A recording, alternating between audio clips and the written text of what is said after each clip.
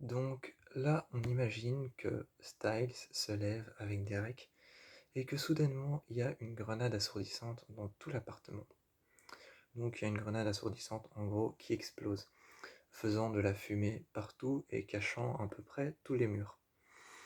Il y a cette grenade assourdissante qui explose et qui réveille, en gros, Styles et Derek. Ensuite, la pièce est couverte de fumée et on n'y voit absolument plus rien, même pas à un seul mètre. Derek se transforme donc soudainement en un loup noir.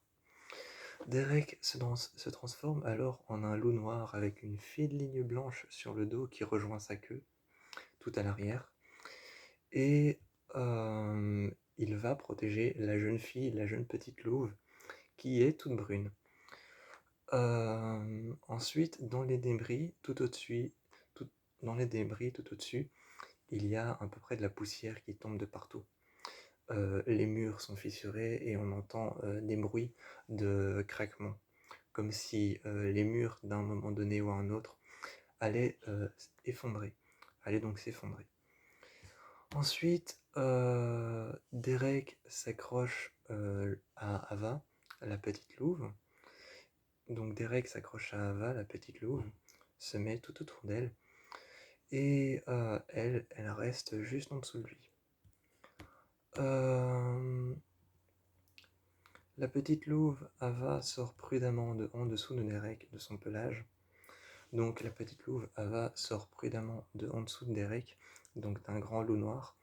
Là, vous imaginez un grand loup noir et une petite louve grise qui sort par en dessous de ses quatre pattes, et qui se met à marcher en dessous de Derek pour la protéger des gravats et de la poussière qui tombe.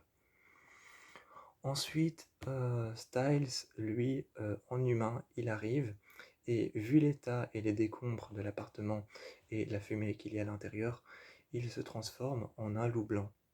Donc un loup complètement blanc, à l'inverse de Derek, avec une ligne noire jusqu'à la queue. Ensuite, il se retransforme et va devant son PC. Il ouvre un MacBook Pro, donc un PC Apple, et remarque qu'il y a des stalkers qui les observent.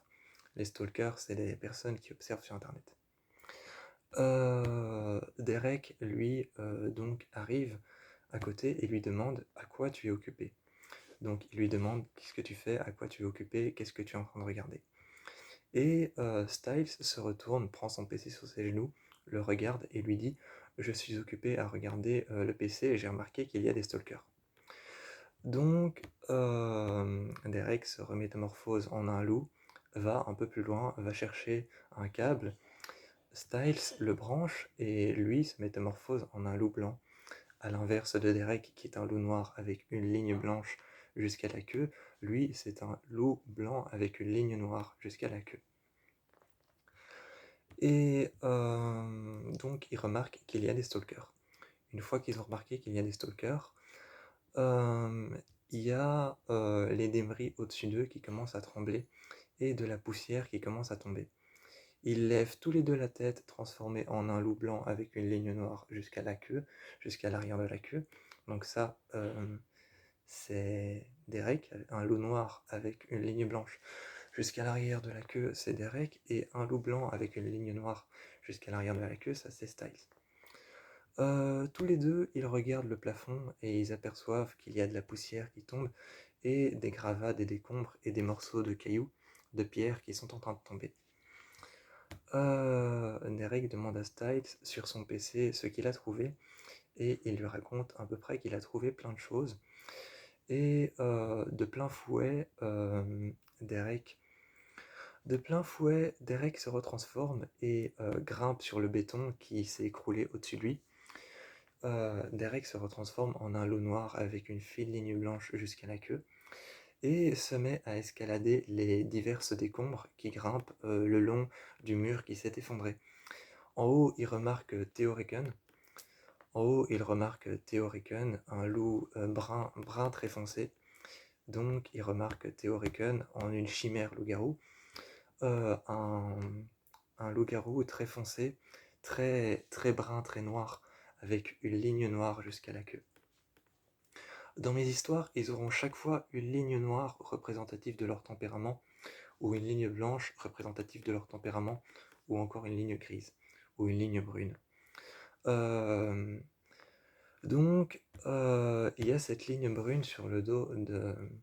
Il y a cette ligne brune un peu plus foncée, noire, sur le dos de Theoricon qui s'en va. Theoricon a la patte en sang, donc le loup de Theoricon, qui est un loup brun très foncé, a la patte couverte de sang, et les crocs, les canines couvertes de sang aussi. Et il s'en va et son pelage est un peu crade et un peu sale. Son pelage est un peu crade et un peu sale, il a les crocs couvertes de sang, il a les canines à l'avant et les incisives à l'arrière couvertes de sang, et la patte qui est qui est blessée et qui est couverte de sang aussi. Et il s'en va en courant après avoir regardé au-dessus des décombres, tandis que Derek part à sa poursuite. Tandis que Derek, en loup noir, part à la poursuite de Théo, qui est un loup brun, lui, il s'en va.